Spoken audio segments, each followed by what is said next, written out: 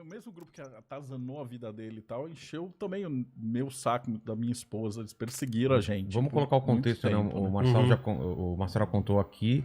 Qual que era o contexto? Que você foi perseguido pelo grupo que você participava. Sim, eu saí, né, da Irmandade, da seita satânica que eu fazia parte. Evidentemente, eles procuram rechaçar. O grande receio que eles tinham é que eu ensinasse os segredos da alta magia, né, e também fosse despertar a igreja para a realidade da batalha espiritual. No entanto, Filho do Fogo, embora tenha sido um livro assim bem Aliás, aceito, minha mulher terminou de ler aqui. então assim, bem vendido, tal, bem conhecido, né, a igreja não teve esse despertar. Porque a Bíblia já diz que no final dos tempos o amor vai se esfriar. Então fica difícil realmente você regar, né, onde falta amor. Então tem um remanescente fiel, claro, né, que está aí, né, mas realmente a grande maioria ainda está com o amor esfriado. Então, quer dizer, não teve a repercussão que eles imaginavam. No começo, eles me perseguiram veementemente, né? Então deram um tiro na minha porta, mataram meus animais de estimação, telefonema de madrugada. Foi assim um terror psicológico muito grande. Aí, com o passar do tempo, né, aí eles vão vendo que, pô, não aconteceu nada, hoje não me incomodo mais. Eu até, às vezes, troco e-mail com alguns. Isso é o que você viu, né? É o que eu vi. E espiritualmente? Você tem como se proteger disso? Eu acho que quando você está na luz, as trevas se dissipam, Não tem né? como? Não tem como. É luz e trevas, né? Se entrar com uma lanterna no ambiente escuro, a luz prevalece sobre as trevas, elas não prevalecem sobre você. Provérbios 26:2 fala que maldição sem caso não encontra pouso. Então, minha âncora, minha bússola é a Bíblia e Deus é o meu ar. Então, quando você pega o contexto até de Provérbios é interessante, que ele faz uma alusão às andorinhas, às aves migratórias. Então, diz assim como a andorinha vem e vai, assim a maldição sem causa não encontra pouso. Significa que se algum feiticeiro faz um encantamento contra mim, e eu estou blindado, né, com Cristo, eu estou cheio do Espírito Santo, eu procuro ter uma vida com Deus, não é aquele crente fake, né? Sim. Eu procuro ter uma vida com Deus realmente, amar a Deus e amar ao próximo como a mim mesmo. Então, colocando esses valores em prática, né, eu estou blindado, né? Então, quer dizer, o feitiço vem, ele ricocheteia, como diz até o termo, né? O feitiço voltou contra o feiticeiro. É o que Provérbios acaba narrando. A gente volta ao lance da Irmandade, né? Que é a história que meio que une vocês. Qual que é a história, então? A sua, né? Quando você sai e você começa a ser perseguido. E você? A minha foi 2010, quando eu tava com a minha esposa lá, dando curso de cabala, tudo. E a galera chamou a gente e falou, pô, vocês querem conhecer o templo e tal? Eu vou dar uns spoilers aqui, porque é o seguinte, a gente não conhece, na época a gente não sabia todos os meandros da história. A gente foi descobrir depois, com um cara que foi jurado de morte, fugiu pra São Paulo, e aí o cara contou todo o background, né? Então eu já vou dar com spoiler a história. Né? Ele falou, não, você pega lá e vai de táxi e tal, que tem lá na Barra, tem um templo enorme e tal, não sei o quê. Eu falei, beleza. Aí eu tava com a Priscila, e a gente foi lá no endereço que chegou e tal. Quando a gente foi abrir a porta do que era lá, tipo, atende uma mulher de baby doll, assim, toda produzida, já sensualizada e tal. Só que minha esposa abriu a porta, ela já tava levando cookie, umas coisas assim, ela olhou, a mulher olhou pra ele, saiu, putaraça, fechou a porta, entrou. Ele tá acompanhado, não sei o que tá acontecendo? Era pra você ir sozinho? Eles não sabiam que eu tava com a minha esposa. Daí depois a gente descobriu qual é a loucura dos caras.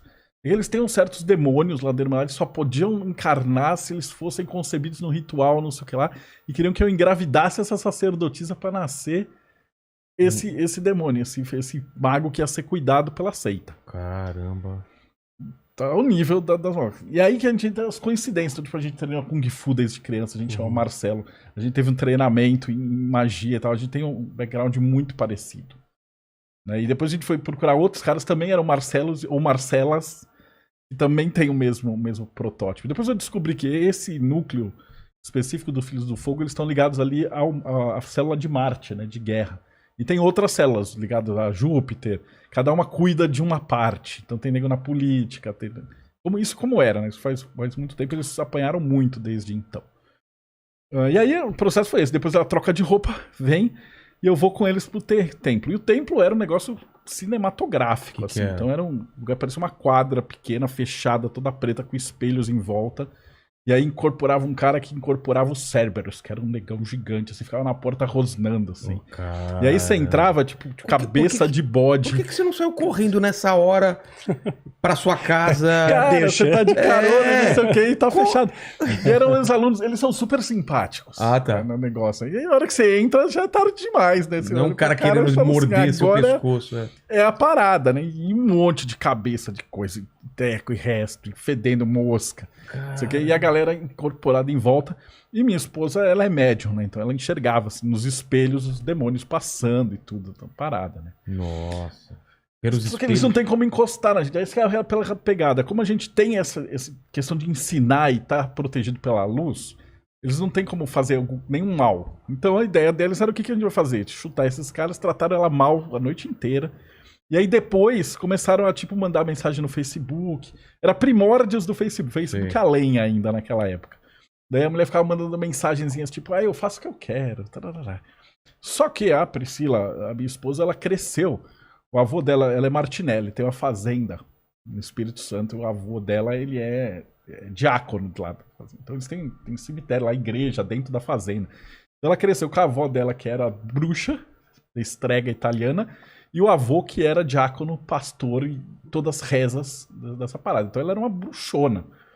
E essa mulher foi ameaçar ela de morte, não sei o que lá. E eles matavam cabrito com o nome dela. Então o que eles faziam era assim, pegavam o novilho, batizavam, punham o nome dela, aí alimentavam com erva, e depois sacrificavam no ritual, enterravam ele vivo, pra ele ficar morrendo, pra alimentar um demônio territorial, pro demônio vir na minha casa pra... Então teve coisas que, tipo, ela tava lá passando roupa, ia descer uma escada, ela sentia alguém empurrando ela. E ela caía da escada e tal. Então, sofreu um acidente de carro. Tava vindo levar esse livro do Cabala pra gráfica. Tipo, eu passei no negócio, um ônibus saiu e pegou o carro. Só que ele pegou o carro que passou junto do meu e bateu em todo mundo, a gente virou, eu não morri por isso aqui. O carro deu um PT geral. Ou seja, a gente já tava protegido, né? A sorte é que nessa época eu contei a história aqui, eu já tava na maçonaria, não tava com o Wagner Veneziani, com o pessoal Rubens Sarraceni. E o colégio de magia do Rubens, da Umbanda Sagrada, ele tem uma egrégora de 7.777 magos. Então, os caras são treinados em magia ainda. E aí esses caras estavam dando sustentação dentro da loja Madras. E aí, tipo, voltou. Quando voltou, aquilo que a gente discutiu no comecinho da live... Se os caras não acham brecha, a maldição bate e volta. Volta pra eles? Volta pra eles. A mina sofreu um puta acidente de carro, se estrupicou toda, tal da sacerdotisa lá. E aí os caras lá de morte, foi uma guerra espiritual fodida. Eles jogando demônios, e o pessoal do lado de cá, a gente trabalhava com anjos ou com entidades da Umbanda, né? E aí nessa entidade você tem uma galera que trabalha em conjunto, mas principalmente o pessoal da teurgia, né? Anjos. Depois a gente fala um pouquinho como é que funciona trabalhar com anjo, porque o anjo você não manda, você pede, e você tem que merecer. Então você tem que estar puro e tal, e fazendo esse trabalho. Só que qual que era o grande problema? Eles tinham uma quantidade enorme de escravos espirituais. E quando eles... Não dava pra fazer a rapa, tipo, vamos juntar uma galera de anjo e ir até lá e tirar o poder dos caras. Por quê? Se você matasse, destruísse ou capturasse todos esses demônios... Aqueles caras escravizados iam continuar sendo escravizados, só ia surgir outro demônio. Então o que a gente fez? Começou a provocar os caras na internet, era uma treta gigante, até humilhar os caras, brigar, até que teve, por volta de 2012, quando já ia ter o fim do mundo e toda essa parada, os caras fizeram aquele ataque gigantesco com tudo que tinha daquele núcleo. Só que a gente já estava tudo preparado, ataque os terreiros, espiritual. Já estava tudo preparado com anjos e uma porrada de coisa, e eles teve uma batalha gigantesca, e eles capturaram e fizeram a rapa em todos aqueles condenados, entendeu? E levaram pra doutrinação. E aí aquele terreiro pifou. E foi a época que a gente depois pegou esse cara que fugiu, que foi ameaçado de morte, e falou, cara, esses caras do terreiro se fuderam. Então o cara se suicidou, o outro sofreu um acidente, o outro perdeu tudo. Cada um desses caras que tava naquele núcleo ali, se deu muito mal. E aí a gente ficou esperto. Dentro da maçonaria a gente viu que, tipo, pô, cara, tinha bastante satanista lá dentro. E aí a gente começou a caçar um por um de dentro pra fora. Então, graças aí ao pai Rubens, toda a galera da magia da Umbanda Sagrada e tal, a gente começou a ver onde é que tinha foco de satanista fazendo merda ali e fomos limpando. Tanto que depois a maçonaria rachou, separou, teve treta, o grão-mestre dos caras foi pego fazendo abuso. Aí você tem, se você digitar Castelinho de Curitiba, os caras dando golpe. Então hoje esses caras fugiram e eles estão, tipo, na internet dando golpe. Então se você tiver aí, você que está escutando o podcast, você recebe uma chamada da maçonaria, tipo, junte-se a nós, preencha aqui, né, pague isso aqui. É golpe. E você vai ser enganado, vai ser roubado. Isso não é mais maçonaria.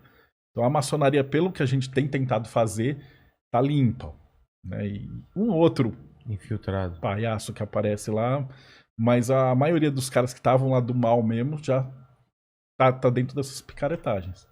E aí essa foi a treta. E aí foram 2 anos ruins, assim, de tipo, tá acontecendo coisas, acontece acidente com o pai, com a mãe do nada, até que estoura dentro de casa.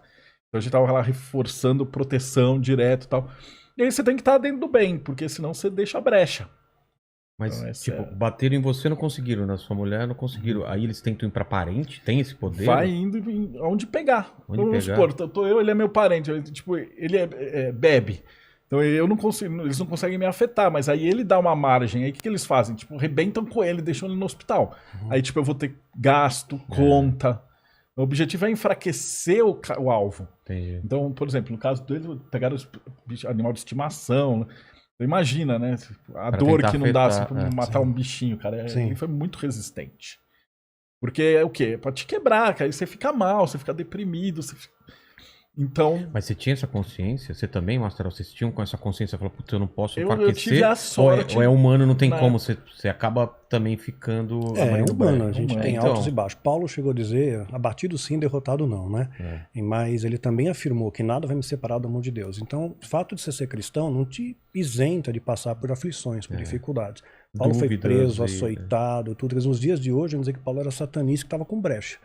Né? Porque toda hora tinha uma zica com dele. Então era preso, açoitado, apedrejado, naufrágio. Caramba. Só tinha problema na vida dele. Tanto é que quando ele se converte, os próprios apóstolos duvidavam da conversão dele. Pô, esse cara perseguia cristão, agora vem dizer que está do nosso lado. Acharam estranho.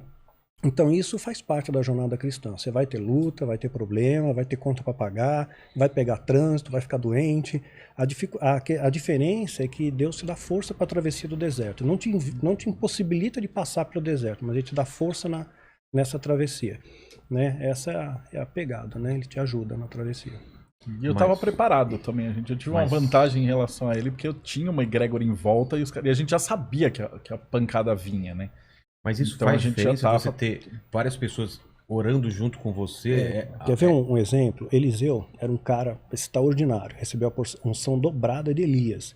Então Eliseu ressuscitou defunto, fez o machado flutuar, multiplicou o azeite da viúva.